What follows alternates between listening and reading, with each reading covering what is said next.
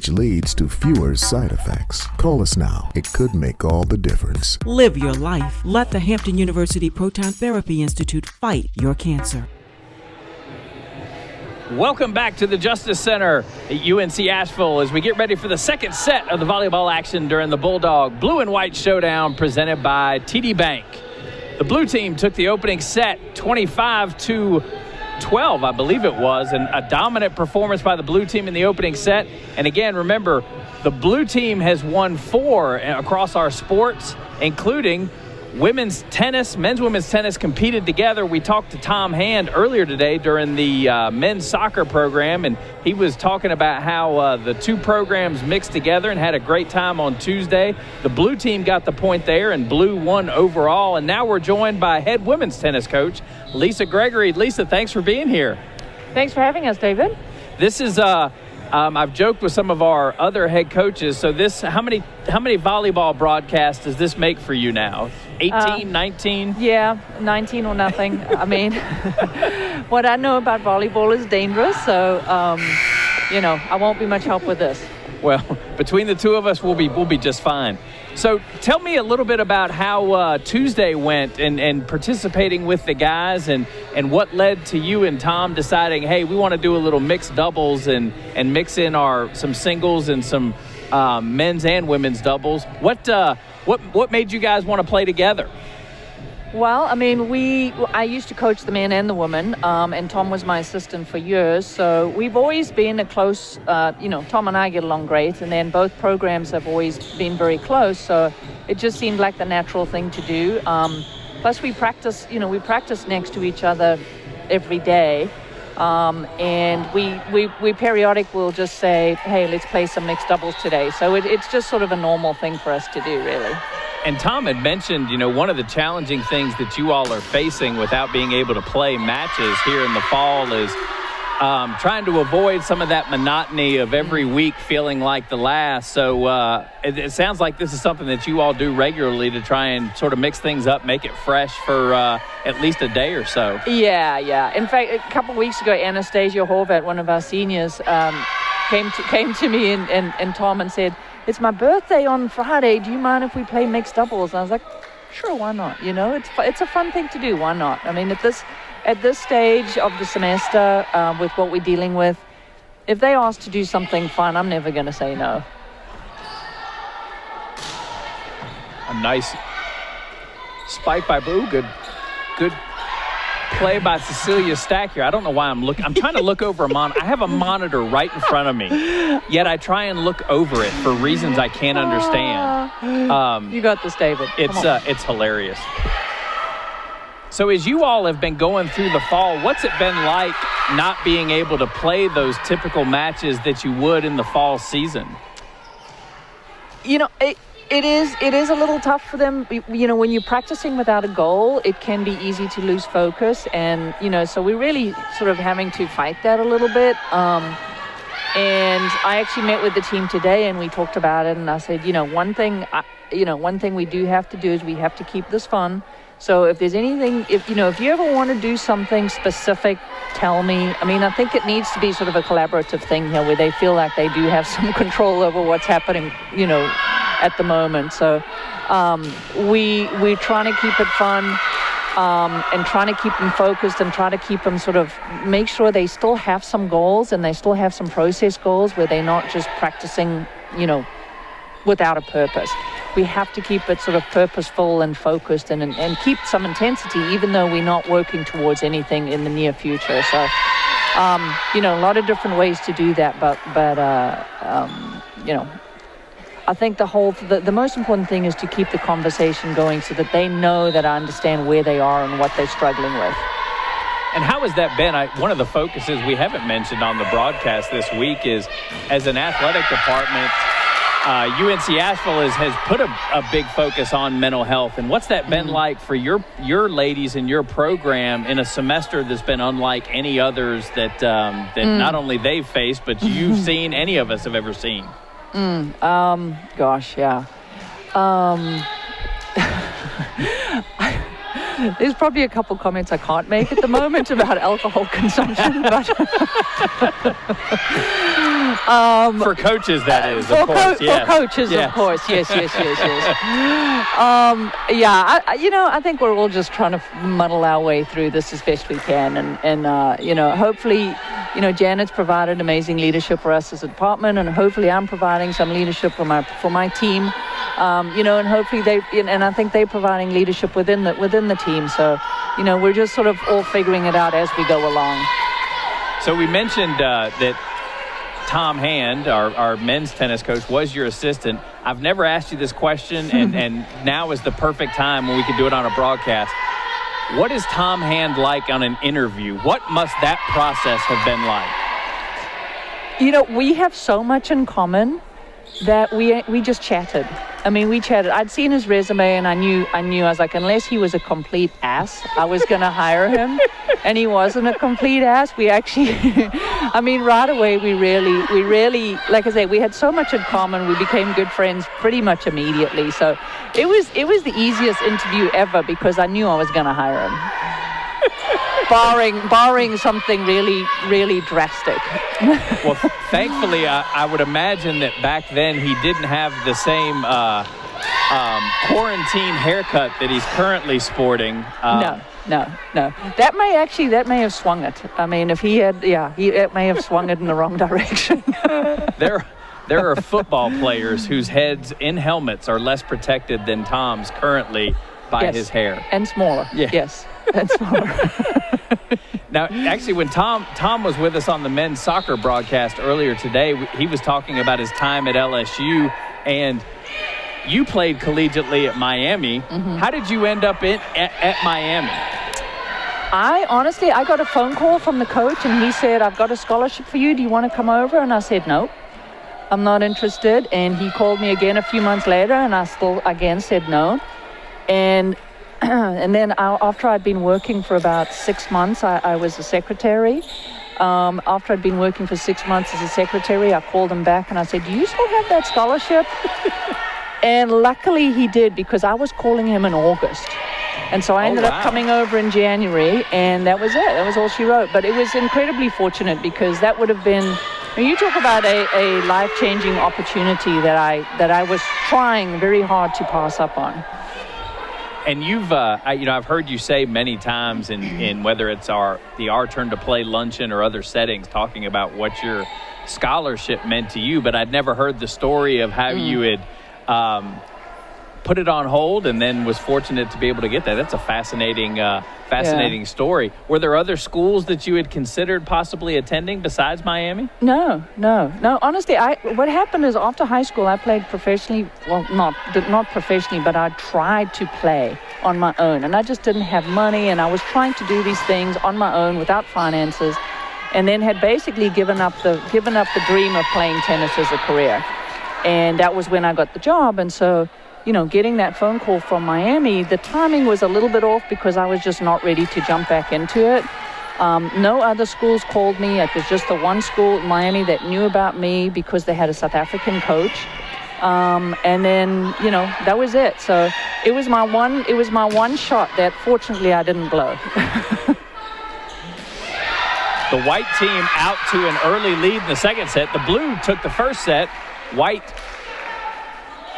down 8-7, so a little bit closer here in the second set as we move through this.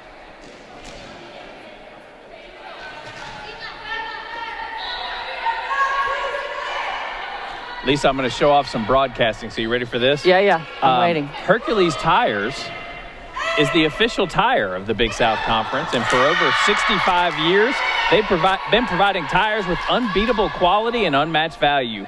Whatever the vehicle, whatever the terrain, Hercules Tires invites you to ride on our strength. For a retailer near you, visit HerculesTires.com. Excellent. There's not really a good segue into tires in volleyball, although it was even more awkward when I did it during the swim meet, because it's an even more difficult segue for tires when you have the pool. But so tell us a little bit about the ladies in your program. Who have you had your eye on? Has done some quality work in this fall season?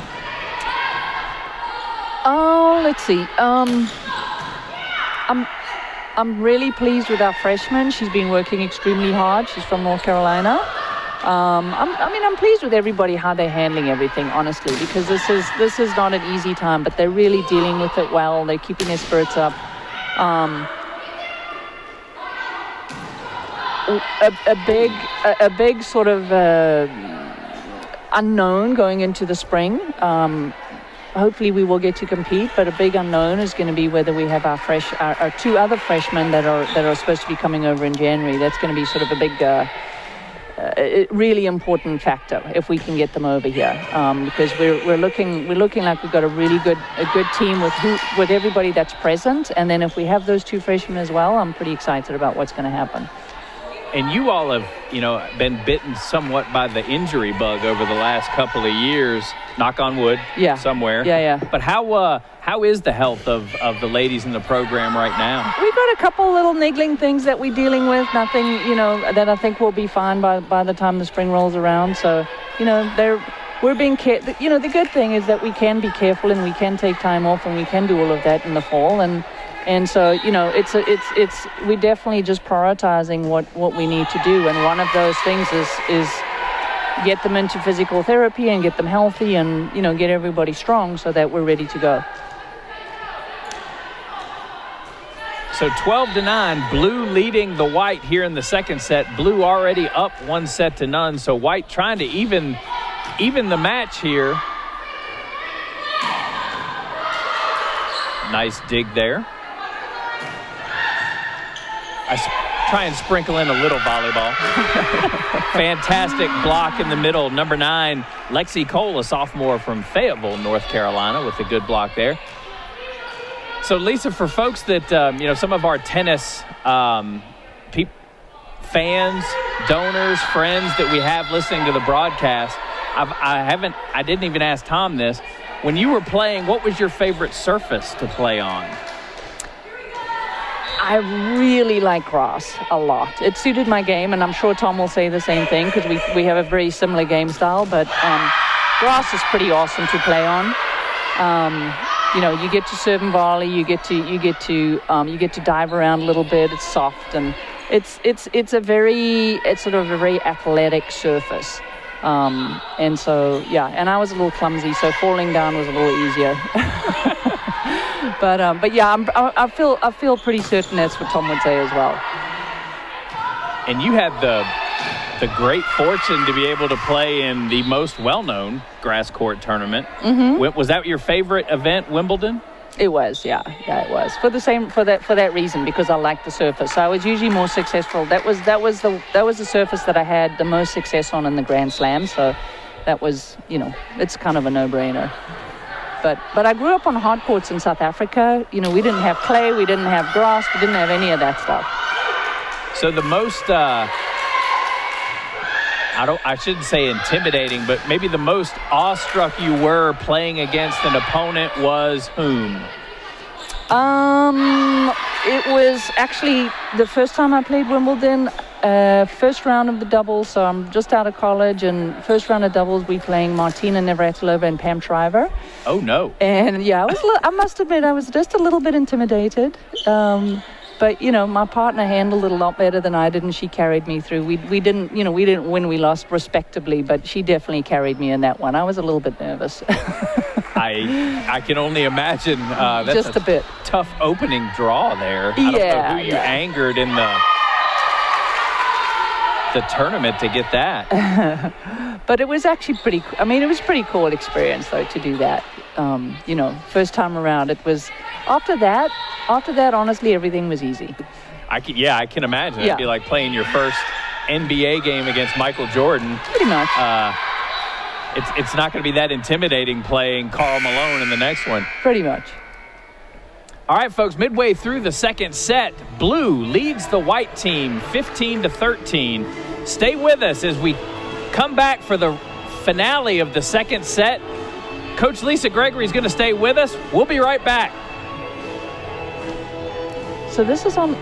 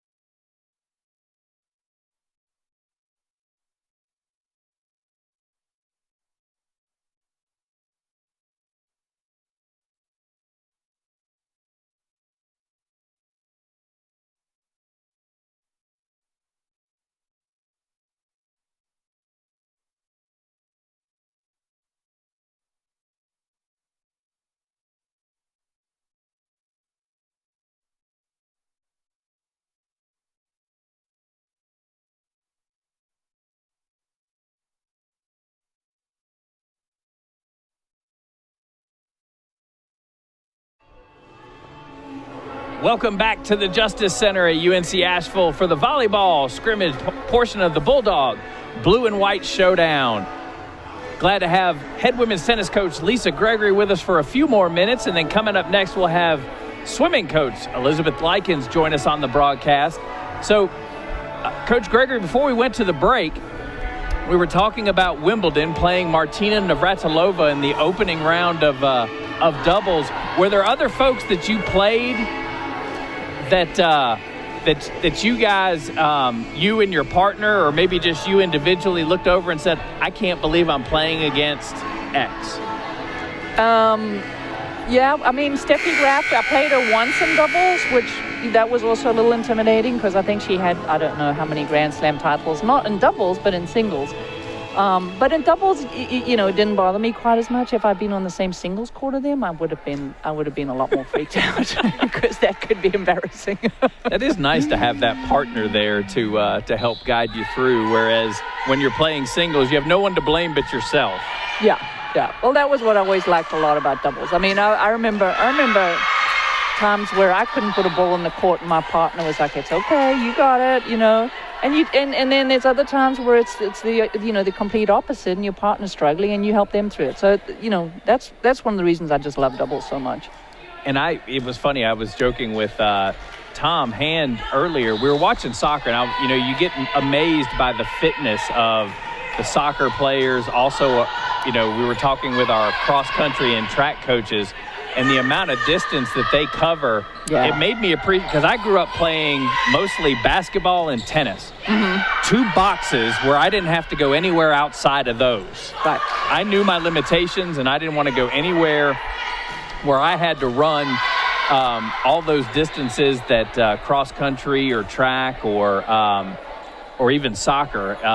Adam Pewitt, our cross-country coach, earlier today, he was telling me about some of the training they do for cross-country runners, and he's saying, nobody likes to run 15 miles by themselves. And I said, Adam, you could have stopped the sentence after 15 miles. You didn't need to include by themselves. Soccer is pretty amazing, though, because you figure they're sprinting the majority of the time, right? So, I'm amazed by that. I know the preseason for soccer is pretty brutal. Yes, and again, it gives you appreciation for all the different athletic teams and the skill sets that go into those. 17-14, Blue leading the White here in the second set. Blue already up 1-0. And for all of our volleyball parents, fans tuning in today, I hope he doesn't mind me saying this. Yesterday, Coach Frederico Santos had his 50th birthday. Mm-hmm. So he joined us on the broadcast, did not say a thing about it being his birthday. It drove me crazy. I found out afterwards. I said, Fred, I would have sang happy birthday. And he said, well, that's the reason I didn't tell you, because I wouldn't want you to sing. And David, how old are you? I am 46. See, and when you're 50, you're not going to announce it. You're probably right. You're just not. I mean...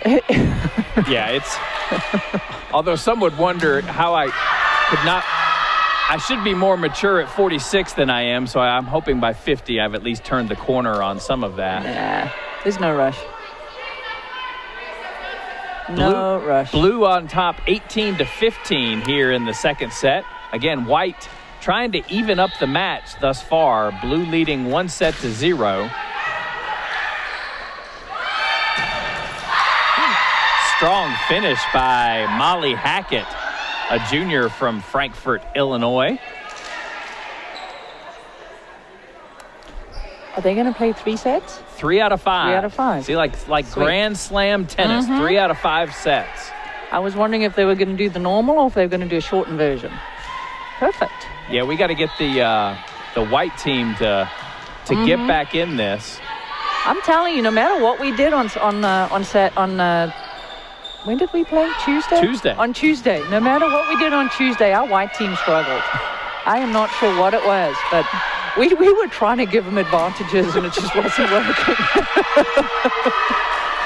I only half-jokingly said that you were coaching the Blue team and Tom was coaching the White, but we did get a kick out of your quote saying we'll never wear white during the season. Never. Now. So. Yeah, it was pretty rough. I mean, honestly, when I was playing competitively, if I wore an outfit for the first time and played a bad match, done, gone. Never looked at it again. It was out. It was out. I'm glad you brought that up, because superstitions, I think some folks would be amazed, not only as athletes but as coaches as well. Superstitious. Oh yeah. It's. I mean, I know baseball players are one of the worst with that, right? Like, wearing socks forever, but it wasn't so much if I lost wearing it, but if you played badly wearing that outfit, it was done. And if you found something that worked, you won it. Well, I should say it worked. It was never obviously what the superstition was. But I'll tell you a funny story. When I was still coaching basketball, our team ate pregame meal in the conference tournament at Olive Garden. Mm-hmm. And the championship game was actually the Big South championship game. I was at VMI. And the championship game was at 2 o'clock. Olive Garden wasn't open early enough for us to eat. This is a true story, Lisa. Don't laugh at me. I begged one of the folks in our athletic department. I said, I need you to go buy some breadsticks and bring them over to the arena. And I made every one of our guys eat a breadstick in the locker room from Olive Garden because we couldn't eat pregame meal. We lost the game. It didn't work, Lisa. But I was that superstitious, that paranoid, that if we did not eat Olive Garden, we weren't going to win that game. I get it. A couple years ago, we'd had a rough season with injuries, and we had we had a really good season. And we go to the conference tournament, and we had dinner at one of the ladies who's a big supporter of the program the night before, and she had this little garden gnome in her garden. So the girls were looking at this gnome. She goes, well, take it for good luck. So we take it, and we win the first round. We seeded 5. We beat Gardner Webb, the 4 seed in the first round. And we're like, it's the gnome. It was the gnome. And so the gnome traveled with us the rest of the season, like the whole next season, with this little gnome in the front of the bus, this little garden gnome. You start worrying more about the gnome than your players and the rackets and all the equipment that you need. Where's the gnome? Yeah, where's Kylie? I don't know, but we got the gnome. We'll be fine. As long as the gnome's sitting up front on the van, we'll be good to go. 21-19, White trying to come back here in the second set as to try and even it up at 1 set apiece. Blue took the opening set. A little more competitive here in the second set.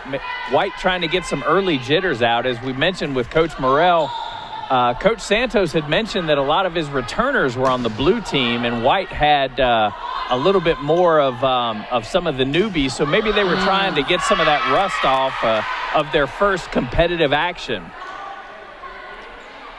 What do you tell your ladies as they get ready for their, whether they're a freshman or a transfer, is that, opening jitters that you have in that first match? I tell them that it's okay to be nervous, for one thing. Don't try to fight it, just manage it, because you're going to be nervous, and if you're not nervous, actually, that's more of a problem.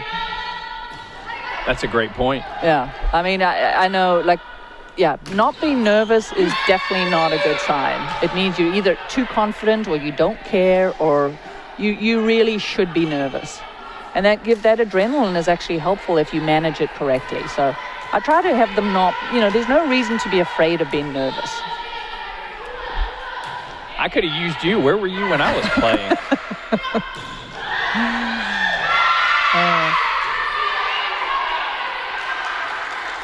White hanging in there, 22-21. Blue leading the White here in the second set. Back to serve Anna Skrid, a junior.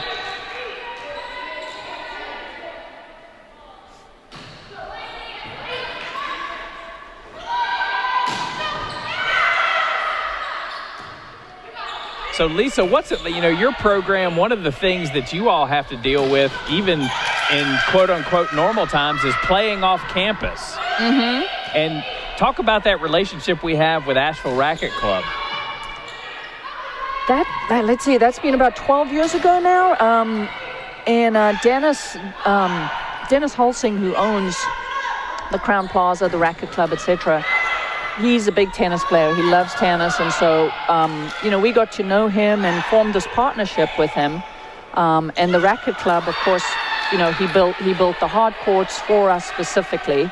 And it's been a fantastic relationship. I mean, we're so fortunate to have those facilities with the indoor courts and the fitness center right there, and there's a pool and, of course, our own hard court. So that's been an awesome relationship, and he's been incredibly supportive in other ways as well. So, fortunately for us, if he wasn't a tennis player, I don't know where we'd be playing right now, because that wouldn't have worked out the way it did. So who knows? We might be somewhere on campus, but not having the indoor courts is having those indoor courts is such a big deal for us. Yeah, and I think that's a fantastic point, because when you guys start your spring season, there's a lot of days that there is no outdoor tennis to be played. So to have the opportunity to go indoors is great for the program. Blue trying to close out the second set, and White trying to hang in there. 23-22 Blue. My first year here, we did not have, obviously, that we were still on campus, so there were no indoor courts. And there were times where we were practicing outdoors where the balls actually froze and they won't bounce. So, at that point, practice was over, but there were some times where I thought, what am I doing? What am I doing? That's a long way from Coral Gables. It was, So we're pretty happy with the way things worked out. All right, Coach Gregory, we're at set point for the blue team, 24-23. Let's go, White. And again, we appreciate Coach Lisa Gregory coming on with us. Coming up next, we'll have Elizabeth Likens, the head swimming coach, to join us on the broadcast. It's always nice to spend some time with you, David. Thank you. Well, we can't thank you enough, and I'm looking forward to seeing your ladies get out and compete in the spring season. I know it was tough to have last year cut short right from under you, but we're excited to see not only what the ladies but the men's program, Bulldog Tennis, bright future this coming spring. Yeah, I'm excited to see how both programs do. I think we've got an opportunity to do some pretty cool things. And there's the set point. Blue takes the second set, 25-23. So we'll go to break here in just a moment. When we come back, as I said, we'll have swimming coach Elizabeth Likens join us. Coach Gregory, thank you so much for being here. We appreciate it. Thanks, David. Appreciate it. So again, Blue leads White 22 sets to none, 25-23 in the second set. Stay with us. We'll be back to the Justice Center in just a moment. Tired of cooking at home? Change it up without getting up.